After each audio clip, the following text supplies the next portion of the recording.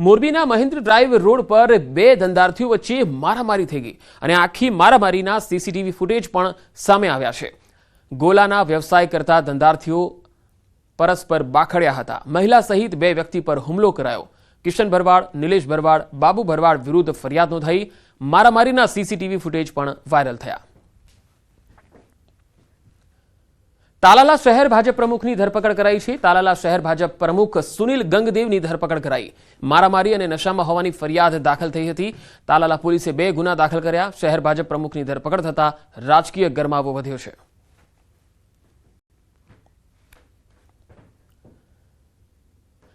રાજકોટમાં ફરી બેફામ બન્યા અસામાજિક તત્વો। બાબરિયા કોલોનીમાં યુવકોનો છરી સાથે ડાન્સ જોવા મળ્યો। છરી સાથે ડાન્સનો વિડીયો વાયરલ થયો। પ્રસિદ્ધિ મેળવવા માટે યુવકોએ આ વિડીયો બનાવ્યો। 2 યુવકોનો ડાન્સનો વિડીયો વાયરલ થઈ રહ્યો છે। છરી સાથે આ યુવકો ડાન્સ કરી રહ્યા છે। તો રાજકોટમાં ફરી એક વખત અસામાજિક તત્વો બેફામ દેખાયા। હાથમાં છરી લઈને ડાન્સ કરી રહ્યા છે। 2 યુવકોનો ડાન્સ કરતો આ વિડીયો છે જે વાયરલ થઈ રહ્યો છે। આ મામલે હવે કાર્યવાહીની હાલ પ્રયત્નો થાય તે જરૂરી છે। રાજકોટમાં ફરી તોફાની તત્વોએ આતંક મચાવ્યો। શહેરના માલવિયાનગર પોલીસ સ્ટેશન વિસ્તારમાં આવતા અમરનગર ખાતે લુખ્ખા તત્વોથી કંટાળી જઈ સ્થાનિકો ડીસીપીની કચેરી સુધી દોડી ગયા। સમગ્ર મામલો ડીસીપી જગદીશ બાંગરવાની સમક્ષ આવતા તાત્કાલિક અસરથી ડીસીપી ઘટના સ્થળે પહોંચ્યા। સ્થાનિકો સાથે વાતચીત કરી અને તાત્કાલિક અસરથી અસામાજિક તત્વોની અટકાયત કરી અને સ્થાનિક પોલીસ દ્વારા તેમને જેલમાં લઈ જવામાં આવ્યા।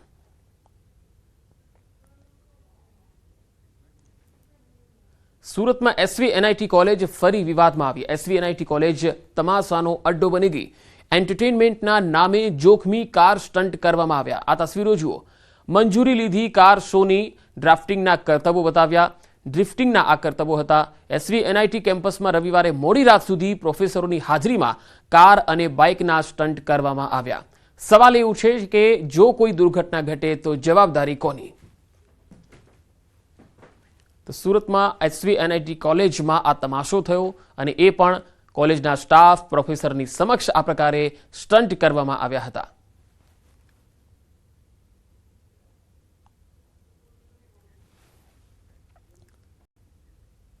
બીજો એક બનાવ સુરતનો છે જ્યાં દારૂની હેરાફેરીનો પર્દાફાશ થયો। કારમાં ગુપ્ત ખાનું બનાવીને દારૂની હેરાફેરી થતી હતી। કારમાંથી દારૂની 90 બોટલ પકડાઈ। અલગ અલગ ગુપ્ત ખાના બનાવી દારૂની બોટલો સંતાડવામાં આવી હતી। કારમાં અલગ અલગ ગુપ્ત ખાના બનાવવામાં આવ્યા હતા જેમાં દારૂ સંતાડી હેરાફેરી કરવામાં આવી રહી હતી। પોલીસે 1.30 લાખની મત્તાનો મુદ્દામાલ જપ્ત કર્યો અને એક આરોપીની ધરપકડ કરી।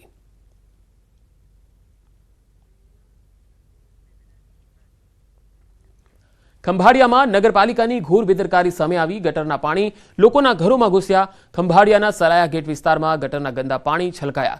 સ્વચ્છ ભારત અને સફાઈ અભિયાનની જે વાતો કરતી ખંભાળિયા નગરપાલિકા ઊંઘતી ઝડપાઈ। સ્થાનિકો દ્વારા અનેક વખત રજૂઆત કરવા છતાં પણ નગરપાલિકા તંત્ર કુંભકર્ણની નિંદ્રામાં જોવા મળ્યું। ગટરના ગંદા પાણીના કારણે રોગચાળો વકરવાની શક્યતા છે। સ્થાનિકોમાં નગરપાલિકા વિરુદ્ધ રોષ છે। ગટરની સમસ્યાનો હલ તમે કાઢો અને આ છોકરામાં બીમાર પડે, નળ આવે ત્યારે પાણી ગટરનું પાણી ને નળનું પાણી એક થઈ જાય તો આની કંઈક રસ્તો નીકળે તો સારું। આ કેટલા દિવસથી અમે ગુજે મળીએ છીએ અને કહીએ છીએ, ફોન કરીએ છીએ, આનો કોઈ રસ્તો નીકળતો નથી। તો તમને રિક્વેસ્ટ છે કે ભાઈ આનો કંઈક હલ કરો।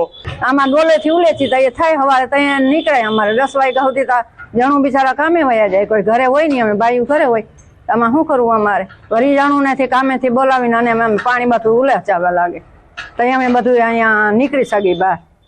બહાર નીકળાતું નથી। અમારા છોકરા નીકળે કેમ? સુરતમાં સતત બીજા દિવસે આરોગ્ય વિભાગની કાર્યવાહી। વિવિધ સ્થળે પાણીપુરીના વિક્રેતાને ત્યાં દરોડા પાડવામાં આવ્યા। પાણીજન્ય રોગચાળાના કેસ વધતા તંત્ર હરકતમાં આવ્યું। મોટા પ્રમાણમાં પાણીપુરીનો જથ્થો નષ્ટ કરાયો। પાલિકાના આરોગ્ય અને ફૂડ વિભાગ દ્વારા પાણીપુરીનું વેચાણ કરતી સંસ્થાના ત્યાં તપાસ થઈ।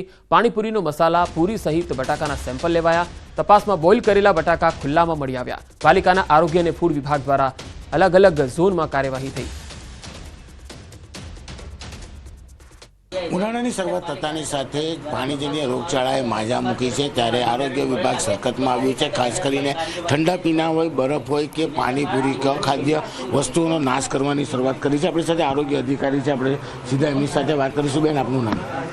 સેજલ વ્યાસ, ફૂડ સેફ્ટી ઓફિસર, સુરત મહાનગરપાલિકા, ડેપ્યુટી કમિશનર શ્રી હેલ્થ અને હોસ્પિટલ તેમજ આરોગ્ય અધિકારી શ્રીની સીધી સૂચના મુજબ આજ રોજ સુરત શહેરમાં આવેલ જુદા જુદા ઝોન વિસ્તારોમાં આવેલ પાણીપુરીની પૂરી તેમજ મસાલો વગેરે બનાવતા વિક્રેતાઓને ત્યાં તપાસણી કરવામાં આવેલ છે. અહીં અનહાઇજેનિક કન્ડિશનમાં મળેલ અખાદ્ય પદાર્થોનો નાશ કરી તેમજ તેઓને દંડ કરીને નોટિસ ફટકારવામાં આવેલ છે. બેન, અહીંયા આવ્યા છો, કયા પ્રકારની વસ્તુઓ જોવા મળી છે? અહીં ઘણી જગ્યાએ પાણીપુરીની પૂરી નીચે પડેલી હાલતમાં તેમજ અમુક સડેલા બટાકા તેમજ અમુક જગ્યાએ અનહાઇજેનિક કપડું ઢાંકેલ હોય એવી કન્ડિશન મળી આવેલ છે, જે અખાદ્ય પદાર્થોનો નાશ કરવામાં આવેલ છે. કયા કારણોને લઈને આરોગ્ય વિભાગ હરકતમાં આવ્યું છે? અત્યારે સુરત શહેરમાં જે રોગચાળો ફેલાઈ રહ્યો છે એને કારણે અત્યારે તપાસણી કરવામાં આવે છે વધારે. બિલકુલ, આરોગ્ય અધિકારીનું કહેવું છે રોગચાળો અને દ્રશ્ય જોઈ શકાય છે. ક્યાંક સડેલા બટાકા છે તો ક્યાંક ગંદકીમાં રાખેલા બટાકા છે. પાણીપુરી જે બનાવવામાં આવે છે તે જગ્યા ચોખ્ખી નથી, એટલે કે પાણીપુરી હોય, બરફ હોય, ઠંડા પીણા હોય, આ તમામ વસ્તુ પર આરોગ્ય વિભાગે તવાઈ શરૂ કરી છે. ત્યારે દ્રશ્ય જોઈ શકાય છે કે સુરતના પૂના વિસ્તારમાં જે પાણીપુરી વિક્રેતાઓ છે કે જે પાણીપુરીમાં વપરાતું પાણી જે સારું નથી, જે બટાકા છે તે બટાકા ગંદી હાલતમાં અથવા સડેલા હોય છે, એટલે કે તમામ વસ્તુઓને લઈને આ તમામ વસ્તુ કબજે કરવામાં આવી રહી છે અને હવે આ તમામ વસ્તુનો નાશ કરવા સાથે દંડની કામગીરી કરવામાં આવશે. આરોગ્ય અધિકારી કીધું એમ રોગચાળો જે રીતે બેકાબુ બન્યો છે તેને લઈને હવે આરોગ્ય વિભાગ અલગ અલગ ઝોન વિસ્તારમાં આ પ્રકારની કામગીરી છેલ્લા 2 દિવસથી કરી રહ્યું છે. કેમેરામેન જીગર ગૂગલ સાથે કીર્તેશ પટેલ, ન્યૂઝ 18 ગુજરાતી, સુરત. આણંદના જીણજ ગામમાં બ્રિટિશ સમયની ગ્રામ પંચાયત કચેરી આવેલી છે. વર્ષો જૂની આ કચેરી હાલ જર્જરિત હાલતમાં છે. કચેરીની દિવાલો એટલી તિરાડો છે કે લાકડાના સહારે ઊભી રાખવામાં આવી છે. ગામમાં કચેરી નજીક રાજીવ ગાંધી હોલ બનાવવામાં આવ્યો હતો, પરંતુ તે ગ્રામ પંચાયતે કોર્પોરેશન બેંકને ભાડે આપ્યો, કારણ કે બેંકનું મકાન જર્જરિત બનતા તેને બંધ કરવાની નોબત હતી. ગ્રામ પંચાયત માટે બીજું કોઈ વૈકલ્પિક મકાન ન હોવાથી હવે લોકો નવી અદ્યતન સુવિધાથી સજ્જ ગ્રામ પંચાયત કચેરી બનાવવાની માંગ કરી રહ્યા છે. ગાંધી હોલમાં બેંક ચાલે છે અને પંચાયત તો જે છે તેની ત્યાં જ છે અને બિલકુલ પતરા નાખીને ચલાવીએ છીએ, એટલે કોઈ અત્યાર સુધી ધ્યાનમાં લીધું નથી. તમારી શું અપેક્ષા? અમારે તો એવું જ કહેવું છે કે અમને નવી પંચાયત બની આલે. હાલમાં જીણજ ગ્રામ પંચાયત બ્રિટિશ ટાઈમની છે, હાલ જર્જરિત છે નળિયા અને એ પતરા નંખાવેલ છે, દિવાલો પર તિરાડો છે. તે નવી ગ્રામ પંચાયત કચેરી જીણજ માટે અનેક રજૂઆતો કરી છે પણ કોઈ પગલાં લેવાયા નથી. અમારી અપેક્ષા છે કે અમારી જીણજ ગ્રામ પંચાયતની અદ્યતન નવી કચેરી બને. મોરબીના હળવદમાં નવા બનેલા રોડ ફક્ત નખથી ઉખડી ગયો. હળવદ તાલુકાના કરિયાણા ગામથી પાડાતીરથ સરમભડાને જોડતો રોડના કામકાજમાં લાલિયાવાડીનો આરોપ છે. સ્થાનિકોએ રોડનું કામ હલકી ગુણવત્તાનું હોવાનો આક્ષેપ કર્યો. એટલું જ નહીં, સ્થળ પર જઈને ડેમો પણ બતાવ્યો. આ મામલે રોડના કામમાં મોટાપાયે ભ્રષ્ટાચાર થયાના સરમડાના સરપંચ અને ગ્રામજનોનો આરોપ છે. ગ્રામજનોએ ઇજનેર અને મોરબી જિલ્લા પંચાયતના કારોબારી ચેરમેનને સ્થળ પર બોલાવ્યા હતા, જેમાં ચેરમેને પણ સ્વીકાર્યું કે રોડનું કામ નબળું છે, તે માટે તેઓ ઘટતું કરશે. એટલું જ નહીં, એજન્સી યોગ્ય તપાસ બાદ જ બિલ ચૂકવવામાં આવશે. પણ જોતા આ વિષય આખો એન્જિનિયરનો છે અને ગામ લોકોને રજૂઆત છે, છતાં પણ એવું હલકી ગુણવત્તાનું કામ થયેલું દેખાય છે. માટે એની યોગ્ય તપાસ કરવી અને જે કાંઈ આમાં ઘટતું હોય ત્યાં સુધી એજન્સીને કોઈ પણ જાતનું પેમેન્ટ ન કરવું અને જો કામગીરી હલકી કરેલું હોય તો તેને રિવાઇઝ કરીને આખું કામ નવેસર કરાવવું. હલકી ગુણવત્તાનો વિશે હજી આપણે એની તપાસ કરાવશું તો તેના પર સખ્ત કાર્યવાહી કરશું અને તેનું પેમેન્ટ પણ યોગ્ય તપાસી બાદ જ કરવામાં આવશે. કોઈ પણ ગુણવત્તા વગરનો રોડ છે એ માટે અમારા અધ્યક્ષ ચેરમેનશ્રીને બોલાવ્યા છે અત્યારે, અને નખથી ઉખડે એવો રોડ એટલી ખૂબ સરસ કામગીરી કરેલ છે. અમારા ધારાસભ્ય બિલકુલ ચલાવી લેવા માગતા નથી. આવું ક્યાંય પણ હોય તો તમારે જાણ કરી દેવી તરત જ, એવું અમારા વરમોરા સાહેબનું કહેવાનું છે અને કોઈ સાંભળતા નથી. બરોબર, અત્યારે હાલ અહીંયા આગળ કહે છે કે ભાઈ આ અત્યારે ટેમ્પરેચરના હિસાબે રોડ આવો છે, પણ ટેમ્પરેચરના હિસાબે 1 દી થાય, 2 દી થાય, રાતું માથે જતી રહી તોય તે કોઈ પણ જાતની ગુણવત્તા વગરનો રોડ છે એટલે ઉખડી જ જવાનો છે. સુરતના વરાછાની કેપી સંઘવી ડાયમંડ કંપની સામે હીરા વેપારીઓએ ધરણા યોજી દેખાવ કર્યા. વેપારીઓનું કહેવું છે કે અગાઉ ચૂકવણું કર્યા છતાં કંપનીએ લીધેલા ચેકથી કેસો કરવામાં આવે છે. તેનાથી તેમના ઘણા વેપારીઓ જેલમાં જઈને આવ્યા છે. વેપારીઓના મતે કંપનીએ હજુ 7 કરોડ રૂપિયા લેણા નીકળતા હોવાનો દાવો કર્યો. વેપારીઓનું કહેવું છે કે ડાયમંડ એસોસિએશન સહિત અગ્રણીઓની અધ્યક્ષતામાં મળેલી બેઠકમાં ચૂકવણું કરી દેવાયું છે અને સિક્યુરિટી પેટે અપાયેલા ચેક ફાડી નખાયા હતા, છતાં કેસ થઈ રહ્યા છે. કંપની દ્વારા કુલ 12 કંપનીઓ સામે ચેક રિટર્નના કેસો કર્યાનો આરોપ છે.